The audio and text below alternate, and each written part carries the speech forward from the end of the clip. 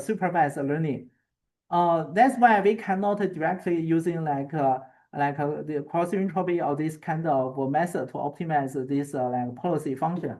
So we model this like trajectory distributions with like initial initial state distributions multiply like given this state we can sample the next actions. We will have this like policy distribution, and then given this state and actions we will multiply the next state distribution.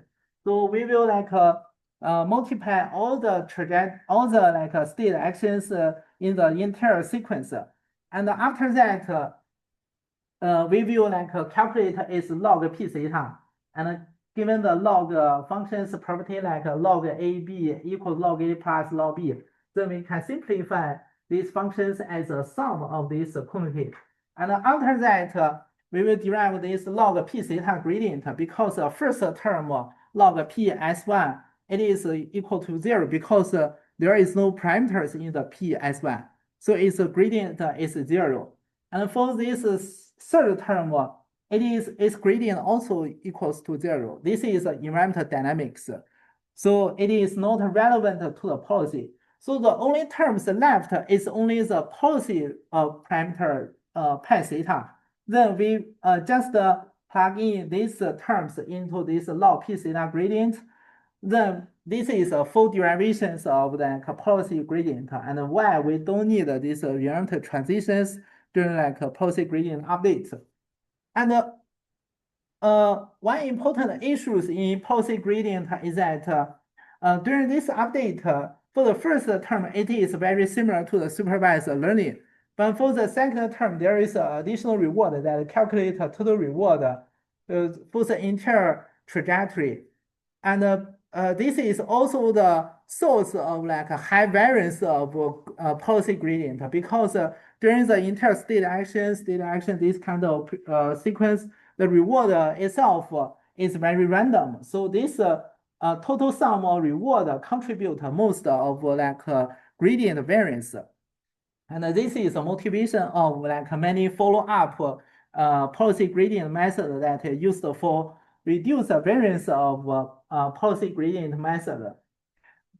So one important method that reduces the variance of policy gradient is that during the policy gradient update, we will subtract a baseline function. So this baseline function could be the mean of the reward. But this may not be allowed all the time, because this clearly is offline learning method, because we have to wait until the final termination state, then we can calculate its total reward. So we can like have like some like bootstrap method, like using the cumulative reward until the current state, and use some like value function to estimate the remaining reward that start from the current state until the final. So here we just give you like a brief impression that how the baseline method can be used for reduce variance. So one important property of baseline method that if we like subtract this baseline b, its gradient itself is equal to 0. That means that after subtract baseline b and before subtract baseline b, its gradient is the same, means that the gradient is unbiased after we subtract this baseline b. And here we only test until this like until this, and for like following more advanced like actor critics and more advanced policy gradient, we will not test that. So you just to remember, this baseline method can be used for reduce variance.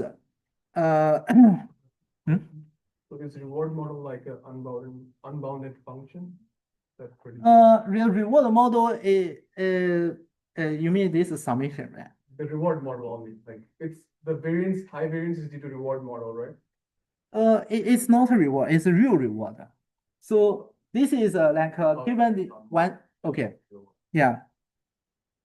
So you only need to remember this baseline method, subtract baseline can be reduce variance. And one important question is why the reinforce this is the most classical example, like in the 1919s, and this actually is a basis of even though the current most advanced policy gradient method foundation. So we will test that why reinforce this algorithm refer to this one, and its empirical estimation is this one. Why does it have a high gradient variance? And also, what kind of method can be used for reduce variance? So actually, in the 1990s, have many like classical algorithm.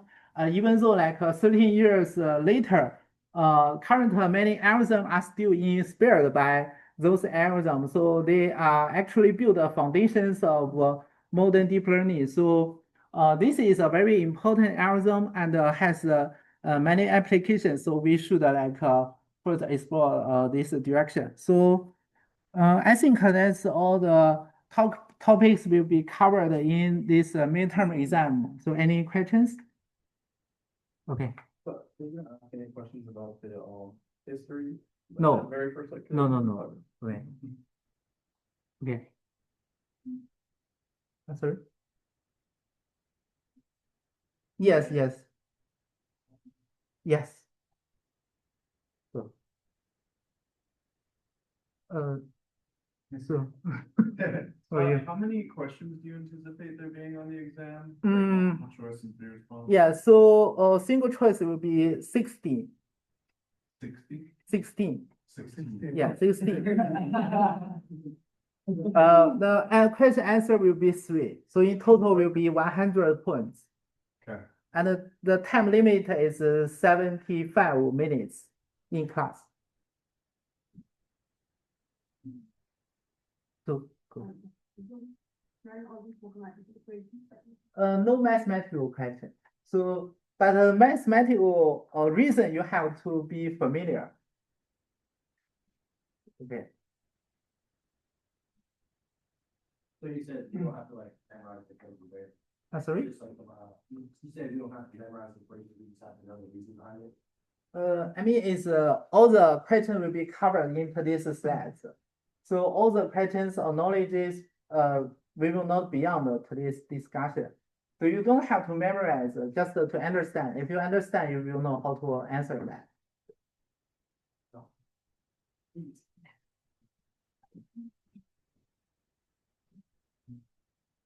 Okay, no other questions, so we can stop here and you can further continue review the midterm.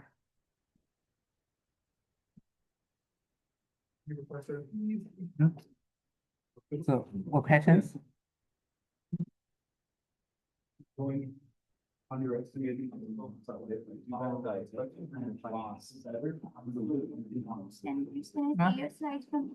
Okay.